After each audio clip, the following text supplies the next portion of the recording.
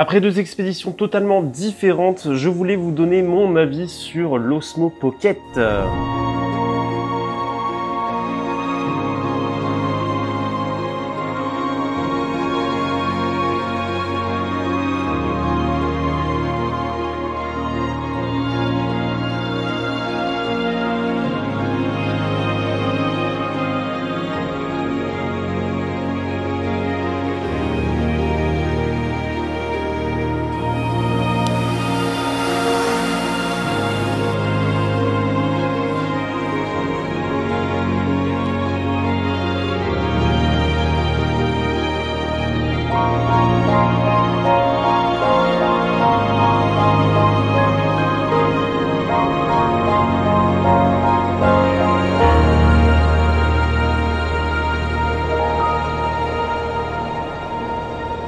D'abord évidemment je remercie la caméra embarquée sans qui cette vidéo n'aurait jamais pu se faire. Je vous mets un lien dans la description pour ceux que ça peut intéresser. L'Osmo Pocket, est-ce que je l'achète? Est-ce que je l'achète pas? Est-ce que j'attends une version pro? C'est ce dont j'ai envie de vous parler dans cette vidéo après mon expédition en lever de soleil à la Sainte-Victoire. C'est pour moi l'une des meilleures et j'ai eu énormément de retours positifs. Ça m'a donné énormément de motivation pour faire aussi celle-ci qui n'a strictement rien à voir puisque nous sommes là ici sur ce canapé bien au chaud et nous sommes à la fois aussi aux gorges du Verdon comme vous avez pu le remarquer. C'est vraiment deux styles de vidéos différents. Il y a un style de vidéo où l'Osmo Pocket a très bien rempli son rôle quasiment en tant que seule et unique caméra qui accompagnait mon drone. Regardez là, je suis en train de marcher dans des cailloux de fou et vous pouvez toujours me voir stabiliser, ma tête qui est traquée et tout. Et puis il y a cette fois-là aux gorges du Verdon où j'ai essayé de l'utiliser tant bien que mal et il faut aussi que je vous parle évidemment qu'il y a eu une mise à jour par rapport à l'autre vidéo, donc il y a vraiment des grosses différences où je suis assez déçu. Le problème de cette mise à jour, c'est quoi? C'est la qualité du micro qui a été, mais je sais pas ce qu'ils ont fait. Eh ben si, en fait, cette différence est expliquée. Avec la mise à jour lors du passage du mode pro, le micro s'est mis en modéré au lieu d'être en automatique. Lorsque j'ai fait mon expédition à la Sainte-Victoire, le micro était en mode automatique et lorsque j'étais aux gorges du Verdon, le micro était en mode modéré. Donc moi, le plus grand conseil que j'ai à vous donner pour les propriétaires d'Osmo Pocket, c'est de tout le temps mettre votre micro en automatique pour ne pas vous retrouver dans la même situation que moi. Si on regarde la qualité du micro à la Sainte-Victoire, ça donne ça. C'était un challenge, franchement, je regrette pas du tout. Je pense que j'éviterai de le refaire en tout cas en hiver. Et la qualité du micro lorsque j'étais aux gorges du Verdon, ça donne ça. La dernière fois, on avait fait un lever de soleil. Cette fois-ci, on va faire un coucher de soleil aux gorges du Verdon. Donc finalement, je me suis dit qu'un coucher de soleil, ça allait être vraiment sympa, même si j'ai déjà fait ça. Pour ceux qui sont là depuis très longtemps, j'ai déjà fait un petit coucher de soleil ici.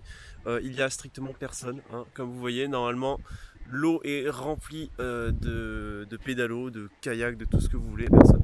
Même la route, je pourrais dormir dessus. Donc bon voilà, on va sortir le drone et puis on va voir un petit peu l'Osmo Pocket dans des conditions comme ça. On verra ce que j'ai le temps de faire et puis voilà, on va faire le tour un petit peu des gorges, voir ce qui est le plus cool à filmer et puis voilà, bon voilà moi. Je ne peux pas me permettre d'avoir juste un Osmo Pocket pour pouvoir parler comme ça. Et une chose aussi que j'ai remarqué qui est très frustrante, quelqu'un qui nous cadre avec l'Osmo Pocket et qui nous tient comme ça, on ne nous entend pas.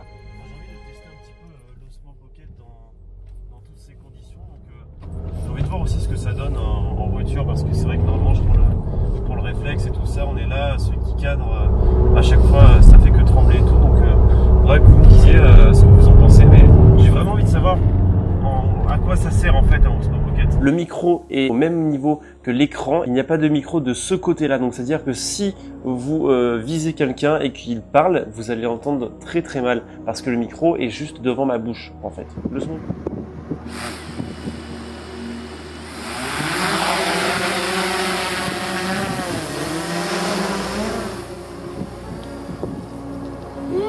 Ça va être stressant quand même, hein.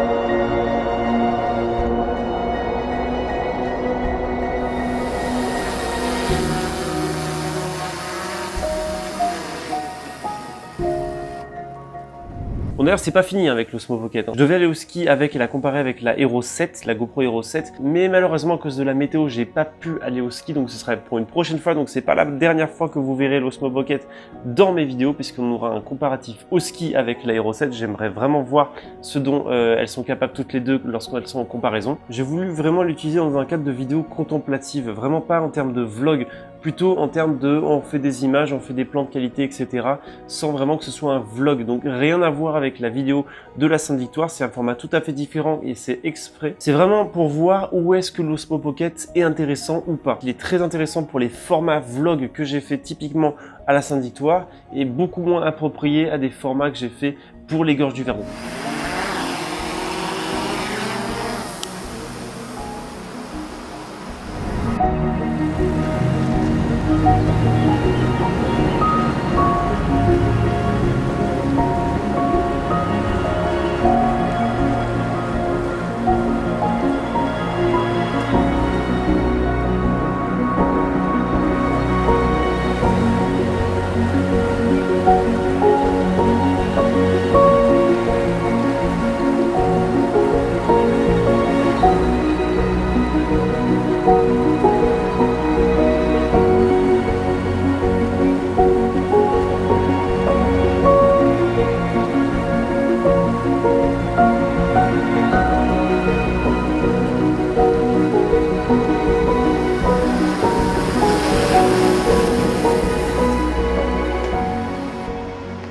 Le problème, c'est que quand on essaie de faire quelque chose de qualitatif et qu'on n'a que l'Osmo Pocket, c'est très difficile de voir sur cet unique écran, même si c'est très bien qu'il soit là, c'est très difficile de savoir en fait ce qu'on filme, la fluidité et surtout le fait que notre sujet soit en focus ou pas. Il y a des plans. Par exemple, quand vous prenez le plan que j'ai fait sur le pont, pour moi, sur le rendu, ça paraissait pas du tout flou, alors qu'en fait, c'est totalement flou et le plan est inexploitable. Forcément, je peux mettre mon téléphone pour savoir si je suis en focus ou pas. Mais le problème, c'est que si je commence à sortir mon téléphone, que je commence à brancher un micro externe, etc., l'Osmo Pocket il perd tout son intérêt de run and gun, hop je le sors de la poche et je filme. Pour moi c'est vraiment pas fait pour de la grosse qualité. J'ai entendu des mecs qui disaient qu'on pouvait l'utiliser en pro, d'autres qui disaient carrément qu'ils l'utilisaient pour leur cadre professionnel. Pour moi c'est clairement pas du tout approprié à du format professionnel et vous pouvez pas facturer des prestations avec une caméra comme ça se fait pas quoi. Vous allez pas sortir une caméra comme ça devant un client. Autre chose aussi où j'étais assez déçu, c'est les timelapse, la qualité de timelapse, la qualité des photos.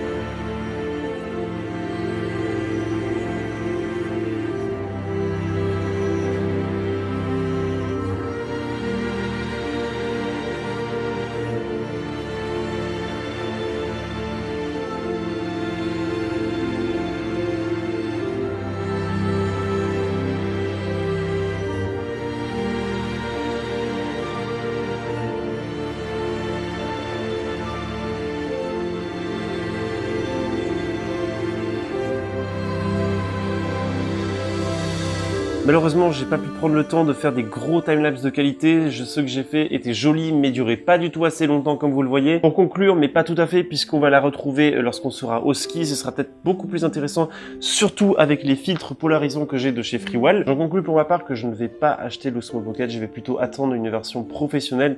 S'il y a la même chose ou un petit peu plus grand, avec une meilleure qualité de micro et surtout une meilleure caméra, on va dire la nacelle du Mavic 2 Pro, là, ça serait vraiment fantastique. Ce sera évidemment pas le même prix.